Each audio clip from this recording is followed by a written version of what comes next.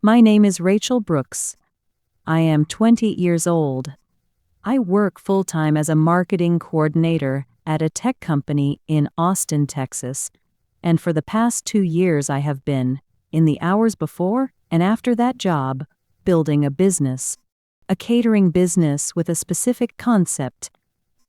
Elevated Southern comfort food, served at corporate events and private gatherings in Austin, built on the foundation of the recipes that have lived in my family for generations, and that I believe belong on tables beyond the ones I grew up eating at. I am telling you what the business is because I want you to understand that it is specific.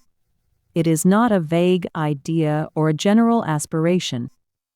It is a named thing, with a named concept, with specific recipes, a specific target client, a specific pricing structure, a specific brand identity. I spent 8 months developing it before I shared it with anyone. 8 months of evenings at my kitchen table, alone, building something real. I shared it with my cousin Tiffany. I shared it because she was my closest family confidante, and because keeping something real to yourself for 8 months eventually requires saying it out loud to someone who matters. I share everything: the concept, the menu, the branding, the numbers, the target client. I shared the recipes, including one specifically, a sweet potato pound cake recipe that belongs to my grandmother, Ethel Brooks, who taught it to me in her kitchen on a Sunday afternoon when I was 16, and who made me promise, that Sunday, to share it only with people I trusted with something precious. I trusted Tiffany with something precious. 6 months after I shared all of it, Tiffany opened a catering business in Austin. The concept was the one I had developed. The branding direction was the one I had described. The target client was the one I had identified and researched. The menu included several dishes I had told her about in confidence, including one elevated Southern comfort dish that I had invented and that I had never written in any public place, and on the menu, listed as a signature dessert, a sweet potato pound cake described with language that matched almost exactly the way I had described it to her. My grandmother's recipe. She used my grandmother's recipe at her opening and smiled when she saw me walk in, because she had mailed me an invitation, a physical invitation, with my name on the envelope, printed in the font that she had used for all of her branding, which was a font I had told her I was considering for mine. She invited me to come and watch her open the business I had 8 months. And I went, because I had documentation, and I knew how to wait. I want to tell you about the business before I'd happened to it, because the business deserves to exist as a real thing in this story, rather than just as what was taken. It was real before it was taken, and it is real again now, and that reality matters. The concept came to me on a specific evening in January, almost 2 years before the opening I am going to describe. I was at a corporate catering event for my company, one of those events where the food is technically adequate and emotionally vacant, the kind of catering that feeds people without giving them anything to talk about. I stood at the buffet table eating something that had been cooked by no one and tasted like it, and I thought, this is a problem with a solution. And the solution is what I know. What I know is Southern food, specifically the food that my grandmother Ethel makes, and that her mother made, and that lives in recipe cards that are the folds and stained with decades of use. I know macaroni and cheese, that is a spiritual event rather than a side dish. I know cornbread that should be eaten in the pan it was cooked in, because removing it causes something essential to be lost. I know sweet potato pound cake and banana pudding made from scratch and fried chicken that requires a specific combination of patience and heat that cannot be rushed and cannot be replicated by approximation. I know this food. I grew up in it. And standing at that corporate catering table, eating something that had been cooked by no one, I thought, what if Southern food, real Southern food, the kind that makes people stop talking because they need to be present for what they are eating, what if that was available in Austin, not at a restaurant where you go to them, in the corporate catering market where you bring the food to the people who write the checks for company events and private parties and executive dinners and team celebrations. I went home from that event and I opened a notebook, a physical notebook, spiral bound, the kind I had used since for things I needed to think through with a pen, and I started writing. Not a business plan, not just what this be, what would the name be, what would the brand feel like, what would be on the menu. I wrote for 3 hours that first evening. Then I closed the notebook and went to bed and woke up the next morning and wrote for another hour before work. That was January. By March, I had a 40-page notebook full of concept development, brand direction, logo sketches, competitor analysis I had done at my desk during lunch breaks, target client profiles, pricing research, a draft menu with 16 items. By May, I had reached out to a graphic designer friend for a preliminary logo concept. June, I had a business name. Named for my grandmother, who had taught me everything I knew about what food could be when it was made with intention and love. By July, I had a prototype of the full business concept. Not launched, nowhere near launched. I was still working my full-time job, and the financial picture required more planning. But fully developed. A real thing, with a name and a logo concept, and a menu and a target market, and a pricing structure, and a grandmother whose recipe anchored the whole enterprise. And in July, on a warm Sunday evening at my apartment in South Austin, I sat across from my cousin Tiffany at my kitchen table, and I told her everything, because I had been carrying this alone for 8 months, and it had become too real to keep to myself, and Tiffany was the person I shared real with. She always had been. I trusted her in the complete way that you trust someone when you have known them your whole life, and they have never given you a reason not to. Tiffany Brooks, 3 years older than me. She is 31 years old and has been, for as long as I can remember, the cousin I was closest to in the specific way that some cousins become more like siblings. Not because the family is small, because the chemistry between two people is right, and the proximity was right, and the years produced a closeness that felt chosen rather than simply assigned by birth. We grew up in the same part of Austin. Our mothers were sisters who were close, and we spent summers at our grandmother Ethel's house in East Austin in the way that cousins spend summers together, when the parents are working and the grandparent is the center of gravity.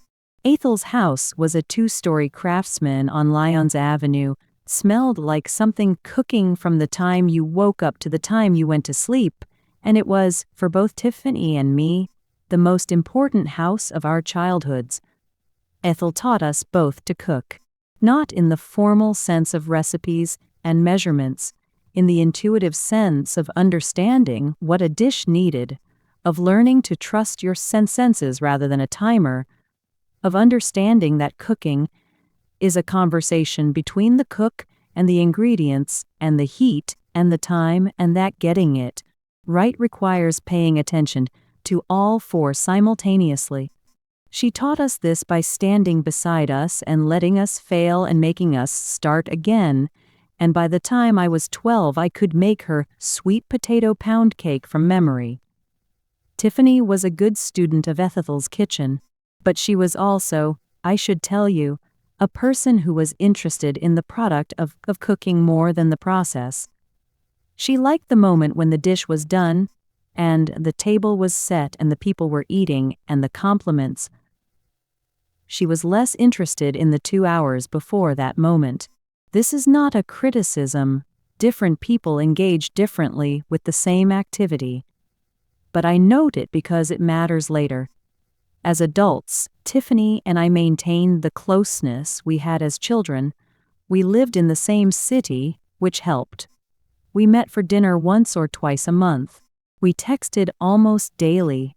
She knew about my job and my relationships and my goals, and I knew about hers. When she got divorced 2 years before the events of this story, I was the first family member she called. When my father was in the hospital with a kidney stone scare previous year, Tiffany drove me to the emergency room and sat with me for 4 hours.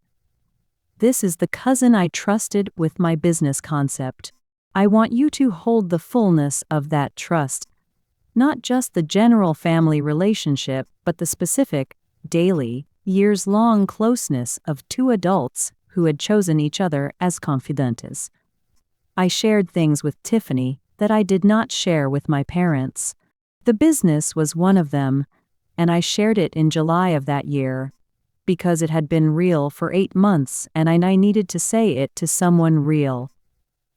Tiffany, I should tell you, had expressed interest in entrepreneurship herself, not in the catering direction specifically. She had mentioned, in various conversations over the years, an interest in having her own thing, some version of professional independence. She had never been specific about what that thing would be. She worked as an office manager for a dental practice, which she found competent but uninspiring. She's had the something more, but not, as far as I knew, the specific vision of what it would be. I should have paid more attention to that. The general desire for entrepreneurship combined with the absence of a specific vision in a person who suddenly had access to a fully developed specific vision from the person closest to them. In retrospect, I can see the shape of I was taking. At the time, I saw only my cousin, the woman who had sat with me in the ER, the person who knew what ethylation smelled like and what it meant. I saw only Tiffany, and I told her everything. I want to tell you exactly what I shared with Tiffany on that July Sunday, because exactly matters here. This is not a story about a vague inspiration that was developed in different directions by two people. This is a story about specific intellectual and creative work being taken and used by someone else, and the specificity is the point. I showed her the notebook, all 40 pages. I walked her through the concept development from the beginning, the corporate catering event in January, the recognition of the gap in the Austin market, the concept of elevated Southern food as a premium catering offering. I showed her the logo sketch that my graphic designer friend had done. I showed her the competitor analysis. I showed her the target client profiles I had built, the types of companies in Austin that were large enough to have significant catering budgets and culturally inclined toward the authenticity angle that my brand would emphasize. I showed her the menu, 16 items, with descriptions, the macaroni and cheese with a note on the specific technique for the cheese pull that I had developed through 12 test batches. The fried chicken with the marinade I had refined over 3 months of experimentation. The banana pudding made from scratch with actual vanilla beans. The cornbread, the greens, the deviled eggs that had taken me 6 attempts to get to the texture I wanted, and the sweet potato pound cake. I told her about it last, with the specific weight I gave to it, because this was not simply a recipe, it was the anchor of the entire enterprise. Ethel's table was named for my grandmother and anchored by her recipe, and serving it to Austin's corporate market was the thing that, in my conception of the business, gave the brand its meaning. Not just good food, food with a history and a person behind it. Food that came from somewhere. I told her my grandmother's recipe. Not by giving her the written version. I did not write it down, on that Sunday or on any other occasion. Some things you hold by memory rather than paper. I told it to her the way Ethel had told it to me, in the language of process, of how rather than how much, of understanding what the batter needed to look and feel like at each stage rather than following measurements precisely. I shared it the way it had been shared with me, in trust as a gift. I also sent her, over the following 2 weeks, a series of voice notes. This is how Tiffany and I communicated about the things that mattered. Not texts, which were for logistics, but voice notes, which were for thinking through. I sent her 6 voice notes about the business over those 2 weeks, ranging from 2 to 8 minutes each, talking through things I was still developing. The name of a specific dish I was testing, a thought about the logo color direction, a question about pricing strategy, a half-formed idea about how to structure the first 6 months of client acquisition. She responded to each one enthusiastically. She said the concept was brilliant. She said she could see it working. She said the sweet potato pound cake was going to be the thing people talked about. She asked follow-up questions. Good ones, the kind that meant she was engaging with the material. She seemed as excited about it as I was, and her excitement felt like confirmation. Like the thing I had been building alone for 8 months was, when exposed to daylight, as real and viable as I had believed it to be. The last voice note I sent was on a Wednesday in late July. I told her I was planning to leave my full-time job in 18 months once I had enough savings to give the business a proper runway. I told her I was thinking about hiring a part-time kitchen assistant for the first year. I told her I was excited that for the first time in my adult life I felt like I was building something that was exactly right for me. She sent back a voice note that was 2 minutes and 43 seconds long and said, among other things, "Rachel, this is going to change your life. I believe in this completely. I believe in you." I listened to that voice note many times in the months that followed. I still have it. The 6 months between that July Sunday and the January day when I received the invitation in my mailbox were a period during which I continued building, unaware of what was being built in parallel. In August, I had a conversation with a small business attorney about entity formation. In September, I opened a dedicated business savings account and began transferring money into it monthly. In October, I had 2 test catering events, small, informal, for friends and colleagues, and refined 6 items on the menu based on feedback. In November, I met with a photographer to discuss food photography for the eventual website. In December, I had my most promising conversation yet with a potential first client, an HR director at a mid-sized tech company who was interested in using an elevated catering option for their quarterly all-hands meetings. During all of this, Tiffany and I talked regularly. She knew about the attorney. She knew about the test events. She knew about the photographer. She knew about the HR director. I updated her the way you update someone who is invested in your project. The assumption that they care because they have consistently behaved as if they care. What I did not know was that Tiffany had also been building during these 6 months. That she had taken the concept I gave her in July and begun, in the months that followed, constructing her own version of it. That she had taken my menu concept and begun developing it. That she had taken my target market research and used it as the basis for her own market approach. That she had taken the graphic designer, my graphic designer, the friend I had introduced her to at a gathering 3 years earlier, and hired her independently to develop branding for a new catering business. I know this because the graphic designer, Priya, called me in February, a month after the opening, and told me what had happened.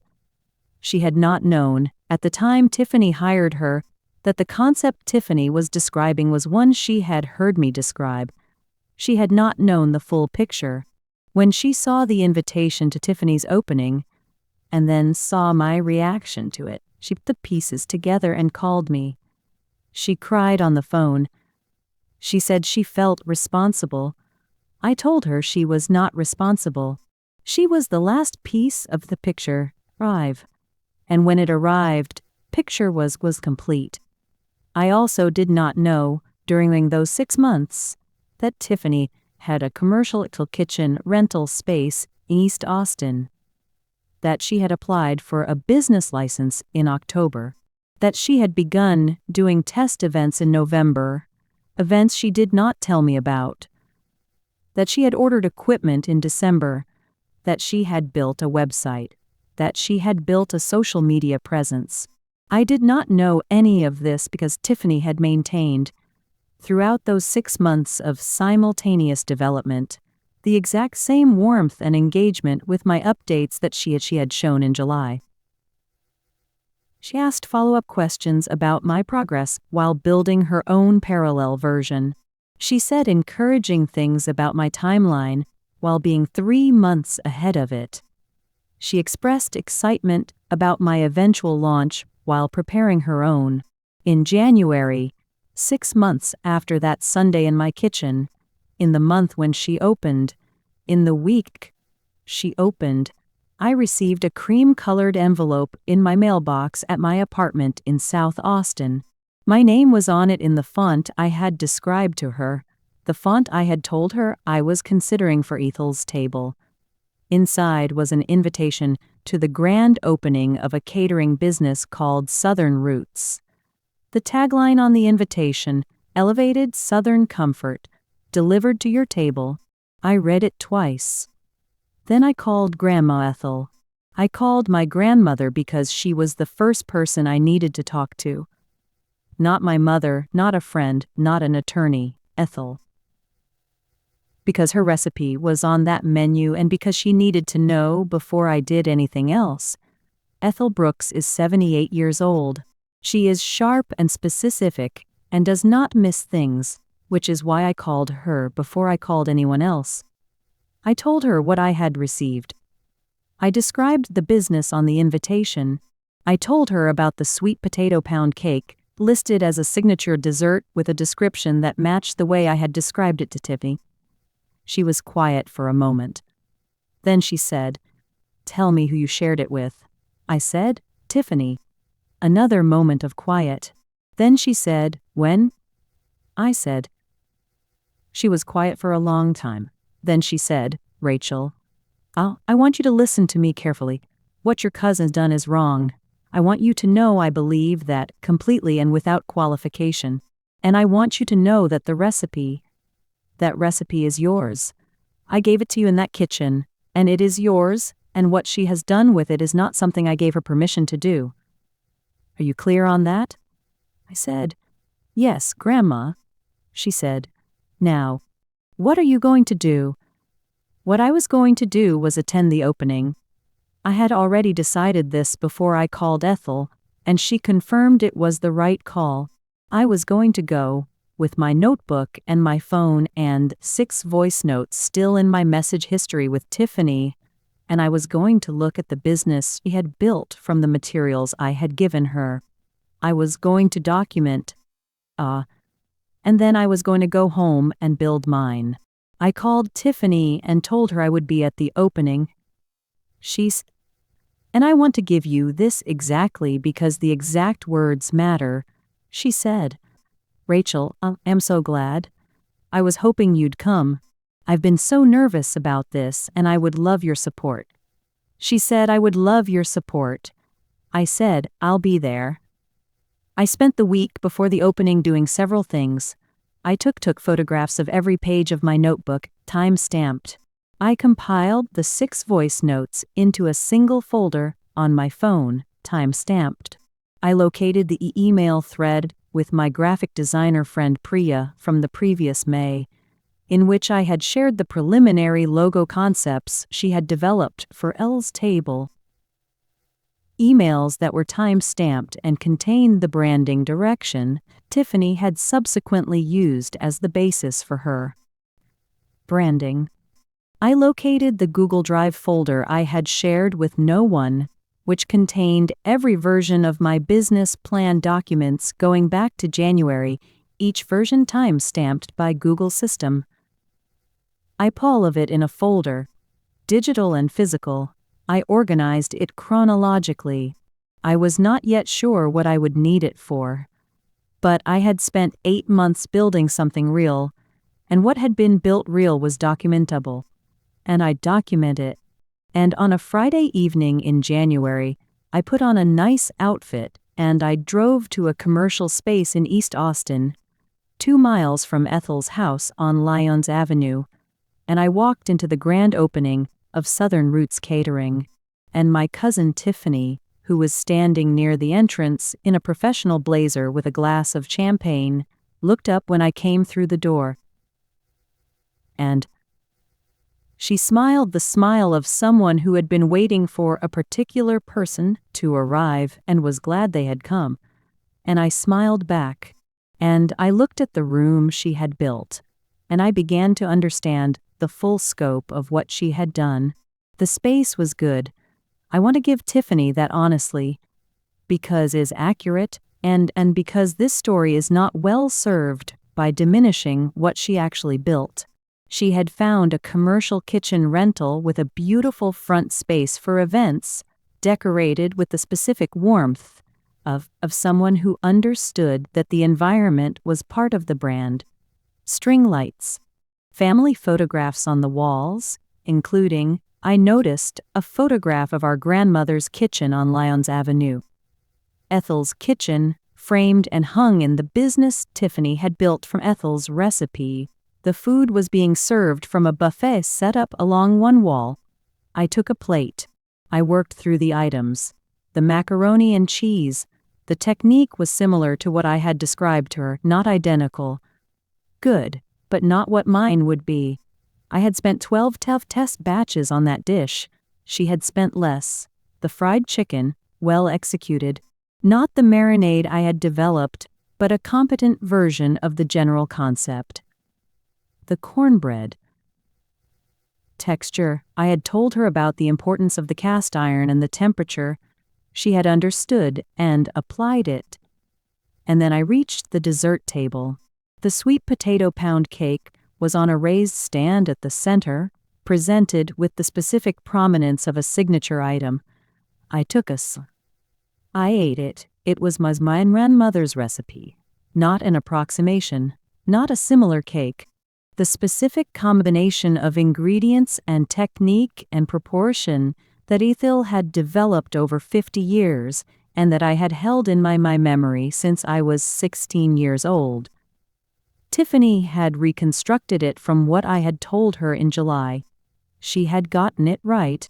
I stood at the dessert table and I ate a slice of my grandmother's cake in a business that was not mine, built from plans I had made.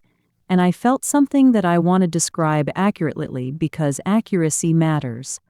I felt clear, not devastated. I had prepared for this, I had documented, I had a plan. Not angry in the hot, reactive sense. The way you feel when you have been uncertain about something and then receive the confirmation that removes all uncertainty. The business was what I had built. The recipe was what I had shared. Both facts were now visible and documented. I took out my phone. I photographed the menu board, which listed all 16 items in the same order I had presented them in my notebook, with similar descriptive language. I photographed the sweet potato pound cake on its stand. I photographed the branding, the font, color palette, the tagline. I photographed the family photos on the wall, including Ethel's kitchen. Tiffany found me near the end of the evening. She came with champagne and the warm ease of someone having a successful opening night. She said, "What do you think?" She said it with genuine openness, as if she actually wanted my assessment. As if the assessment of the person whose business this had originally been was asked for without irony. "It's a beautiful space. The food is good," she said. "I've been so nervous. Tonight has been amazing though. I said, "I see you used the sweet potato pound cake." "I know, right? I've been working on that recipe for months. It's turned out to be such a crowd pleaser." She said she had been working on that recipe for months. Ethel's recipe. The recipe I had told her in July. She said she had been working on it. I looked at her and I said, "It turned out well." And I meant it because it had. And I went home, and I opened my documentation folder, and I began to think about what I was going to do next. I want to tell you what I did not do after the opening, because the things I did not do are as important as the things I did. I did not call Tiffany and confront her that night. I was tempted. The clarity I had felt at the opening was real and it had energy in it. But I had learned, from 8 months of building something carefully and slowly, that the things you do in the immediate heat of something are rarely the best things. I went home. I made tea. I reviewed my documentation folder. I slept. I did not tell my parents. My mother and Tiffany's mother are sisters, and the family implications of what I was going to do with this information were significant. And I was not ready to introduce those implications into the family system until I had a clearer plan. Keeping it from my mother for the period of time I needed to keep it from her was one of the harder things they did in this entire process. I did not post about it on social media. I was aware that the temptation to make this public immediately, to post a side-by-side comparison and let the internet respond, was a temptation that would feel satisfying approximately 48 hours and would make everything that mattered harder for months after. I kept my accounts exactly as they had been. What I did do, in the 2 weeks after the opening, was talk to the small business attorney I had already met about Tiffany. I told her the full situation. She asked the questions you want your attorney to ask. Did I have documentation of original development, timestamps on documents, communications with the other party? She said, "Good. Let's talk about your options." My options, as she laid them out, were several. On one end, a cease and desist letter, a demand that Tiffany acknowledge the origin of the concept and provide some form of compensation or acknowledgement. On the other end, doing nothing legally and simply building my own version, the documentation in hand as a record, and various positions in between. I thought about it for a week. I thought about what I wanted the outcome to be, not just for the business, for the family. For my grandmother, whose recipe was in Tiffany's business and whose kitchen photo was on Tiffany's wall. For the relationship between our mothers, who were close. For the Brooks family, which had a Thanksgiving tradition and a summer gathering, and a grandmother on Lyons Avenue who deserved to have her kitchen represent person who actually carried her recipe. What I decided was this: I was not going to pursue legal action. Not because I couldn't. I could, and the attorney had given me reason to believe I had a solid basis, but because legal action would consume energy and money and time that I could spend on building, and because the outcome I actually wanted was not his business shut down. The outcome I wanted was my business launched, and the justice I wanted was not legal. It was something more specific and more satisfying than that. I called my grandmother, told her my plan. She listened to all of it. When I finished, she said, "You're going to build yours better and you're going to let the family see both of them." I said yes. She said, "I'll be at your opening." She said it with the specific weight of a 78-year-old woman who has been patient for decades and understands that the right moment for a thing is the moment when it is ready. I said, "I know you will, Grandma." And I got to work. I want to walk you through the documentation, because the documentation became one of the important parts of this story, and because I think the specifics of it matter. The foundation was the notebook. 40 pages, handwritten, spanning January through July of the previous year. Each page dated at the top, a habit I had developed because I date everything, always, a practice from my college years when a professor told us that the most important word you could write on any document was a date. The notebook contained the full development history of the Ethel's table concept.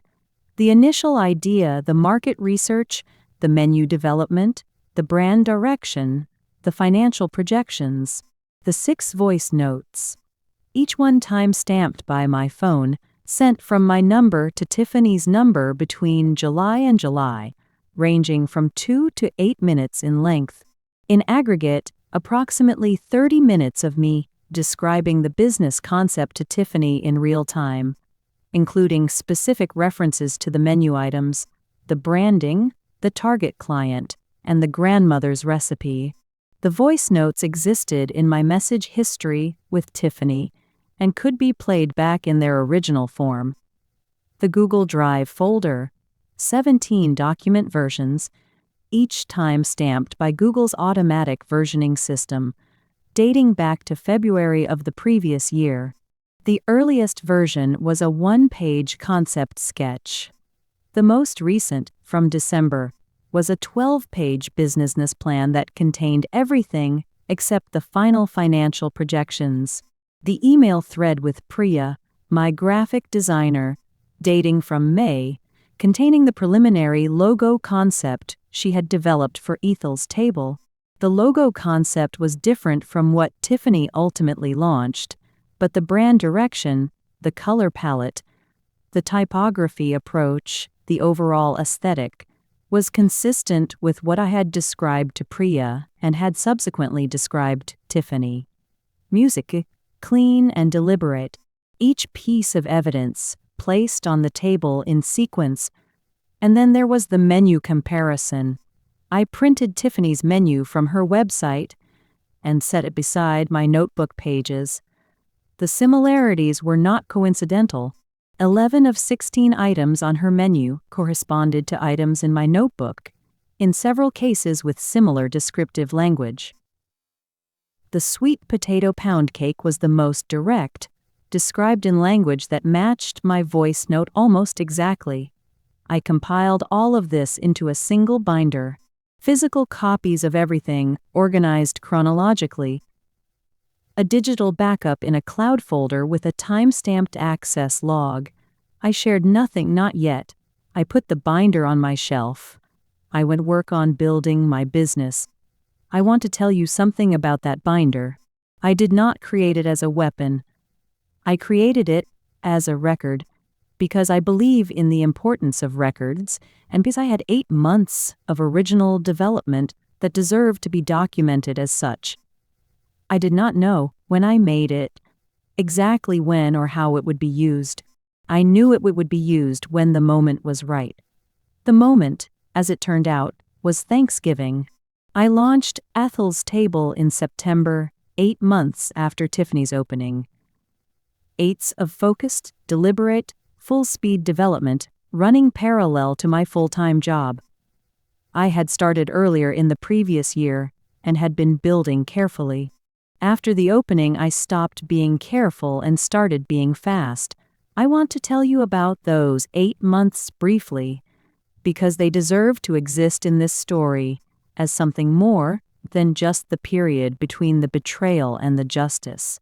I formalized the business entity in February. I signed a commercial kitchen rental agreement in March with a space in East Austin, a different space from Tiffany's, better equipped, with a larger prep area that allowed for the volume I was planning.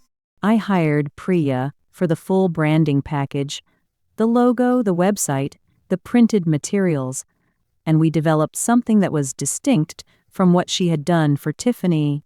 That was, in my assessment and in the reaction it received, significantly better. I refined the menu. The 12 test batches on the macaroni and cheese became 15, and the 15th version was the one. The fried chicken marinade, which I had continued developing through the winter and spring, arrived at something I had not had when I first described it to Tiffany. A balance that produced a specifically of crisp skin and tender interior that I had been chasing for a year. I was not going to give anyone a head start this time. My grandmother Ethel came to my test kitchen day in August. She stood at the counter and watched me prepare each item and tasted each one and said almost nothing for the first hour. At the end of the hour she said, "The pound cake is right." I said, "I know," she said. "The chicken is better than right." I said, "I know that too." She said, "Okay then, open the business." I had 32 clients booked before my opening night, including the HR director from the tech company who had waited through my delay because tasted the test batch macaroni and cheese at an informal event in the spring and had told me she would wait as long as she needed to. Aunt opened Ethel's table on the second Saturday of September. My grandmother was in the front of room. My mother was there.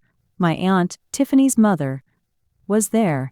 The Brooks family showed up for my opening the way the Brooks family shows up for things that matter, which is completely and with food of their own and with the particular noise level of a family that loves each other. Tiffany was not there. She had not been invited. That had been my choice, and I had made it deliberately. Because inviting the person who had built their business from your materials to watch you launch the better version is its own form of theater, and I was not interested in theater. Thanksgiving, however, was a different matter. The Brooks family Thanksgiving is held at Ethel's house on Lyons Avenue. Because Ethel's house on Lyons Avenue is where everything important happens in our family. There were 22 of us this year. 3 generations, the full assembly of uncles and cousins and a few family friends who had been attending Thanksgiving since before some of the cousins were born. Tiffany was there. We had been in contact, minimally, since the opening, the kind of surface contact that families maintain when something has happened that has not yet been addressed. She knew, from her mother who had attended my opening, that Ethel's table had launched. She did not know that I had a binder on my shelf at home. After dinner, when the plates had been cleared and the desserts were out, and the particular post-meal ease of a good Thanksgiving had settled over the table, my Uncle Gerald, Tiffany's father, a man who had no knowledge of any of what I am about to describe, said, "You know, it's interesting that both of you ended up in catering. The family should have you two collaborate." He said it with the genuine warmth of a man who was proud of both his niece and his daughter and was imagining the wholesome possibility of family collaboration. He had no idea. Tiffany laughed. She said, "Right? Maybe someday." My aunt, my mother's sister, Tiffany's mother, said, "It's interesting. Tiffany's has been going for almost a year now. Rachel just opened. Do you two have similar menus?"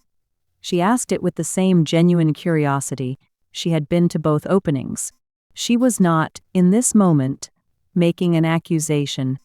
She was simply noticing what she had noticed. Tiffany said, "A little bit of overlap.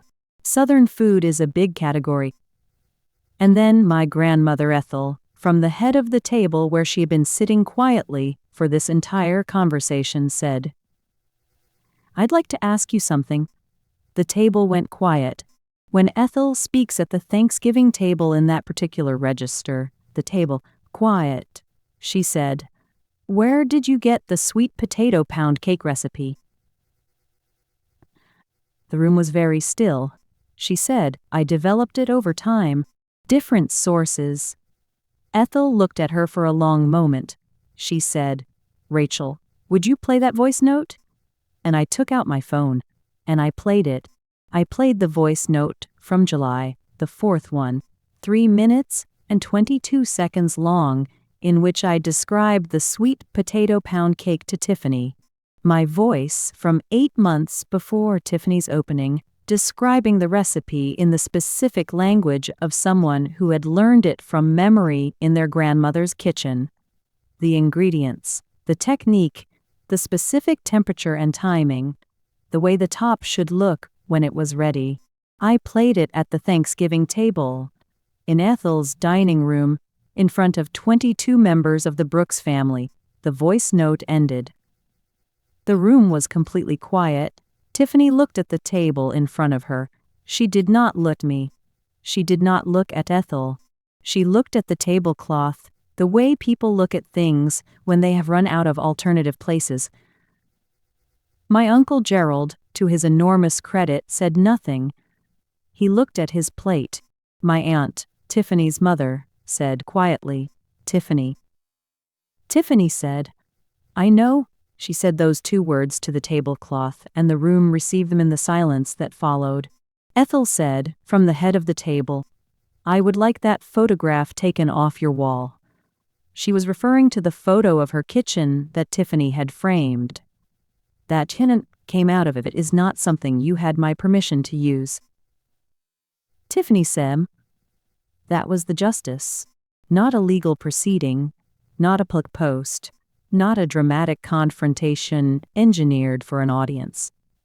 A voice note played at a Thanksgiving table in my grandmother's dining room, in front of the family that both of us had grown up in, Ethel at the head of it asking for her kitchen back. 22 people heard it. Nobody at that table would forget what they heard. And the photograph came off Tiffany's wall before the week was out. Ethel's table has been operating for 5 months.